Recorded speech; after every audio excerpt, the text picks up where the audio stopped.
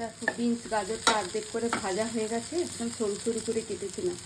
এবার 3 ধরনের capsicum bell paper দিচ্ছি।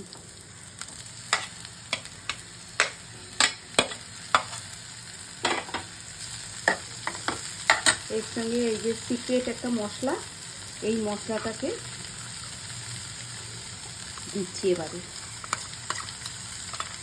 এর ভেতরে রোস্টেড গরম মশলা, জিরে, ধনে আর শুকনো নারকেল ফ্রাই করে রোস্ট করে মানে মিক্সিতে পিছিয়েছি। এবারে পেঁয়াজ দিচ্ছি।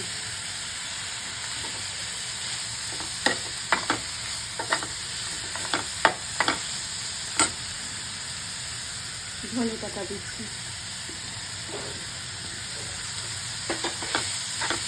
বেশিক্ষণ নাড়াবো না, অল্প একটুখানি করবো। মানে বেল পেপারগুলো একটু কাঁচা কাঁচা থাকলে ভালো লাগবে খেতে।